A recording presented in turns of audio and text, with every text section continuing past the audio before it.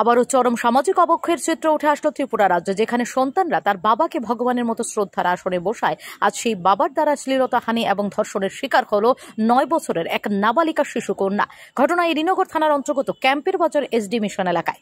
জানা গেছে, ওই এলাকার পাষণ্ড বাবা পরিবারের অন্যান্যদের অনুপস্থিতির সুযোগ নিয়ে একাধিকবার তার 9 বছরের নাবালিকা শিশু কন্যার উপর পাশবিক অত্যাচার চালায়। এমনকি ঘটনাটি কাউকে না জানানোর জন্য প্রাণনাশের হুমকিও দেয় অভিযুক্ত।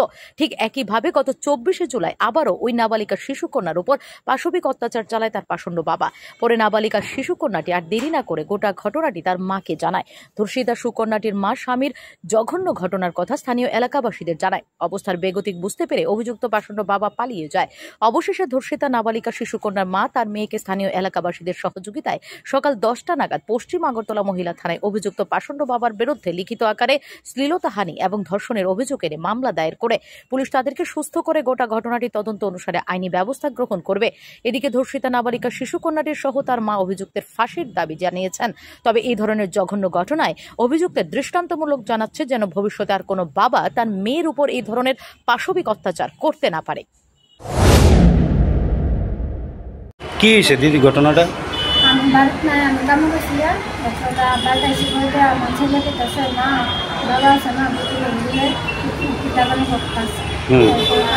আমি মেয়েরে দিয়েছি দিলে বলো কিতাবিস না বাবা আছে মেয়ের মা আমাদের অত্যাচার করছে। আর আমি কদিন ধরে এমনি করবো, তাই তো কদিন পরে ফটোগুলি এমনি করবো। তাই এতদিন ধরে করছে না, তাই বাবা থাকতে দিল বলে। বয়স কত আপনার মেয়ের? 9 বছর। এখন কি থানাতে আপনারা এটা মামলা করছেন? কি কইছে পুলিশ? পুলিশে তো কইছে মানে একটু ভিডিও বানাবো। এখন আপনার স্বামী বাড়িতে নেই? বাড়িতে পলাতক না? এটা কোন থানাতে আছেন? এটা মহিলা থানা। মহিলা থানাতে আছে। কি চান এখন এই ঘটনাটা?